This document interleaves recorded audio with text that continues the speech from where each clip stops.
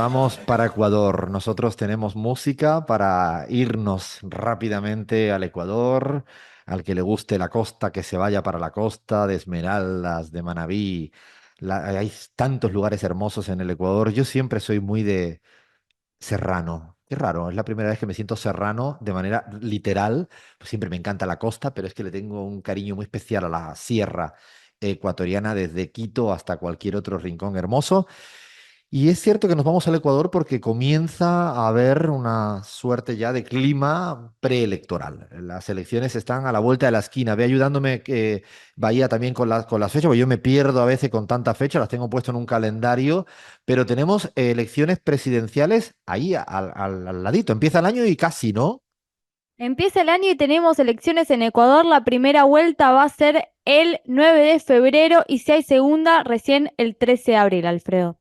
O sea, 9 de febrero tenemos que anotar ese domingo para, ¿no? Un momento especial de la región, porque claro, imagínense que gana una victoria no, no neoliberal, progresista, de izquierdas, correísta en el Ecuador el 9 de febrero. ¿Qué dirán, no? Los que dicen que la derecha avanza sobremanera. Pero puede haber segunda vuelta y lo tenemos en abril. Es una segunda vuelta larga, larga, ¿no? No pasa en todos los lugares. Es una, yo diría que es de los países de América Latina en los que yo recuerdo que el espacio entre primera y segunda vuelta es más larga. También es cierto que hay una, yo diría, para explicar bien el Ecuador, hemos tenido un poco de sobredosis electoral, ¿no? Porque hemos tenido elecciones presidenciales en el año 2021, en el año 2023 y ahora otra vez en el año 2005. Son periodos de 2 años porque hubo, recordamos siempre que hubo una figura constitucional que se puso en práctica en el Ecuador, que fue la muerte cruzada, que es una potestad que tiene el Ejecutivo para disolver Legislativo y Ejecutivo porque no puede seguir gobernando. En ese caso era para evitar un juicio político por corrupción. El señor Lasso prefirió salir por la puerta de atrás y convocó elecciones precipitadas, pero el mandato de esas elecciones precipitadas es solo de 2 años. Y ahora veremos a ver qué ocurre. Ya se inscribieron todas las candidaturas. La semana pasada hicimos un reporte, un repaso, lo tenéis en nuestro canal YouTube de la Pizarra, donde hay una varieté de candidaturas importantes. Pero en el día de hoy nos queremos centrar, pues probablemente en uno de los candidatos más importantes, porque es el presidente. Es el presidente, el señor Noboa, el joven Noboa, que es el presidente, ganó las elecciones en segunda vuelta en el año 23, eh, obtuvo un resultado, yo diría que prudente en primera vuelta, eh, y es el candidato, él definió ser candidato.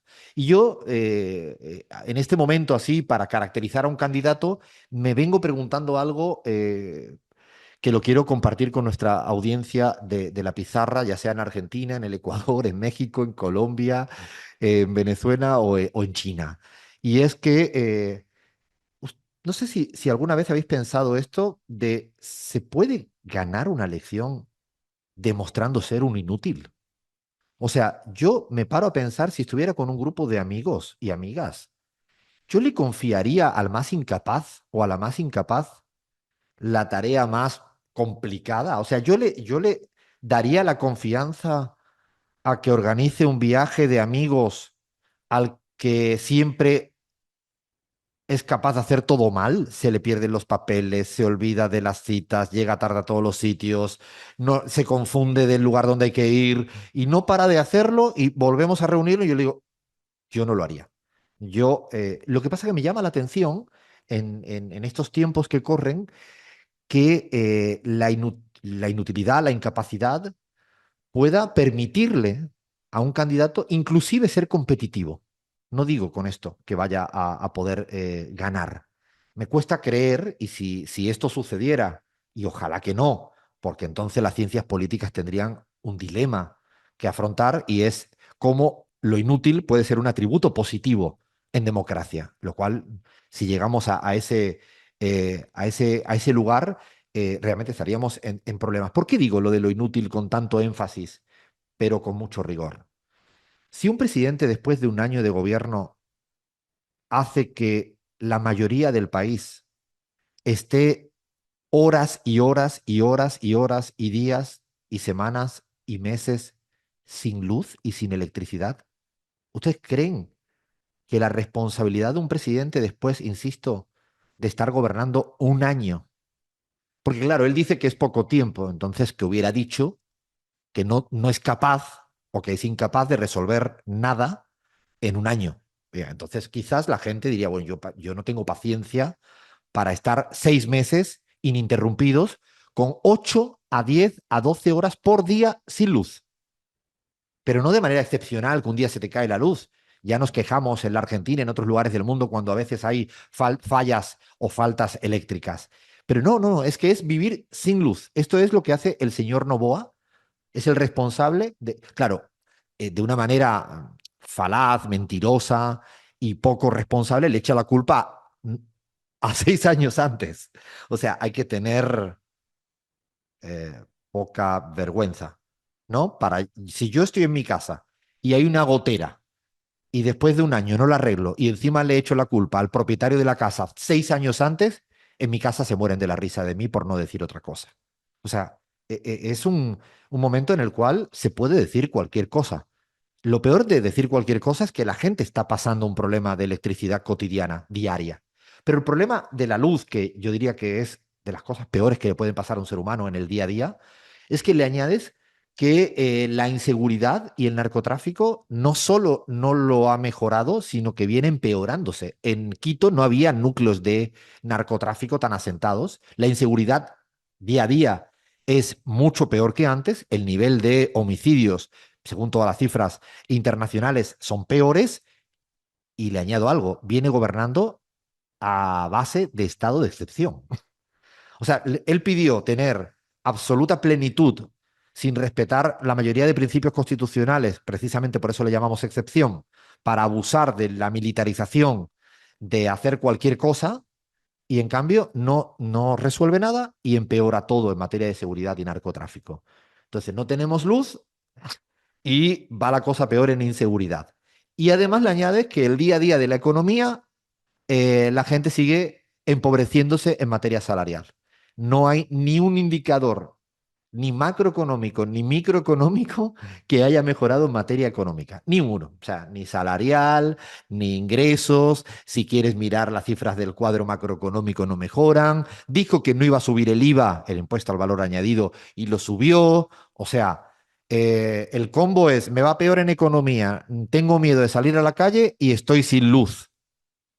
O sea, no es que utilice la palabra inútil porque me apetezca, no, es que yo creo que si a mí alguien me dice que me deja sin luz, me empeora lo económico y no sé si me van a atracar en la esquina o me pueden matar en la otra esquina, lo único que se me ocurre como mínimo es la palabra inútil por ser muy diplomático.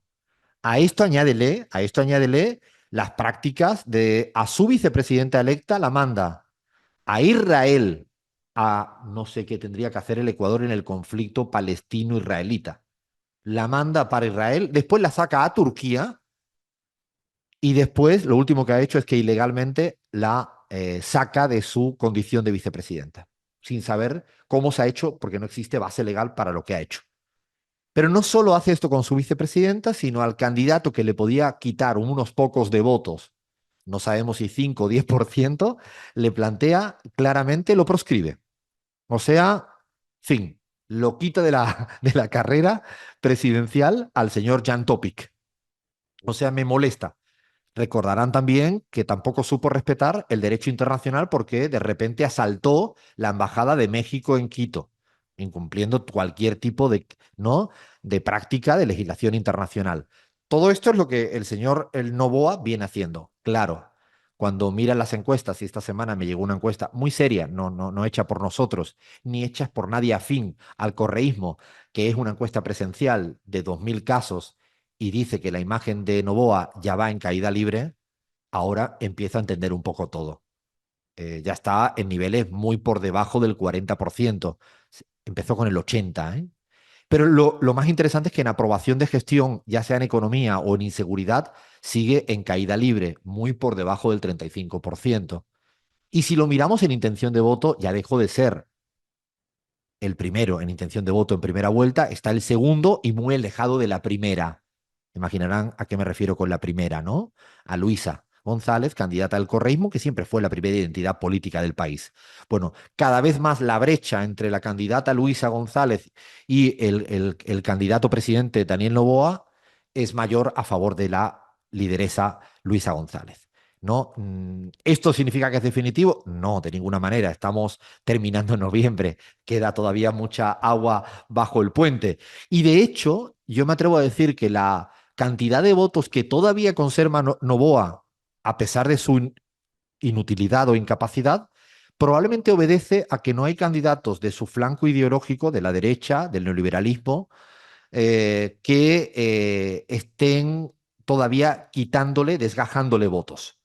Es probable, y esto sí lo tengo como hipótesis, que en enero, cuando falte el último mes de elecciones en el Ecuador, porque ya ocurrió en el 21 y así ocurrió en el 2023, existan candidatos de la derecha ecuatoriana que entren al final, en el tramo final de campaña y acaben creciendo en votos a costa de el señor Noboa por su incapacidad y por lo inútil que es en resolver los temas. Es decir, esto ya pasó en el 21 y en el 23. Es probable que Cronfle o Cucalón, candidatos de la derecha que hasta ahora son muy desconocidos porque la ciudadanía está en otra, es probable que los últimos días la ciudadanía preste un poco atención y le vaya quitando el voto a Novoa porque por ahora va perdiendo mucha imagen y mucha aprobación en su gestión. Veremos qué ocurre el 9 de febrero, veremos qué dicen. Hoy en día ya el promedio de todas las encuestas le dan esa tendencia en caída libre a Novoa en imagen, en aprobación y en intención de voto. Es muy interesante ver cómo en el otro lado de la política, por terminar, tenemos a una Luisa González cada vez más alta en imagen positiva y cada vez más alta en intención de voto, con un Rafael Correa con un recuerdo y un presente cada vez mejor en términos de imagen positiva. Los datos de Rafael Correa después de tantos años, yo he mirado muchas encuestas a lo largo del tiempo, son los que más alto tienen imagen positiva desde el 17 hasta la actualidad. La gente dice, es que vivíamos mejor, claro. Sí, había menos inseguridad, había mejores ingresos y había luz. O sea, fíjense qué básico, ¿no? Bueno, pues era significativo y yo creo que esto empieza a poner muy nervioso, muy nervioso. También recuerdo, para terminar, que cada vez que la derecha ecuatoriana se ha visto contra las cuerdas en lo electoral en el tramo final, han pasado cosas muy feas, muy feas. Proscripciones y asesinatos. Lo que digo es que hay que estar muy atentos a cómo responda, reaccione esta derecha ecuatoriana del presidente Noboa con esta imagen cada vez más en caída libre. Así que veremos a ver si hay que responder, ojalá que no, el 9 de febrero o en abril, a que un inútil pueda ser competitivo electoralmente. Seguimos en la pizarra.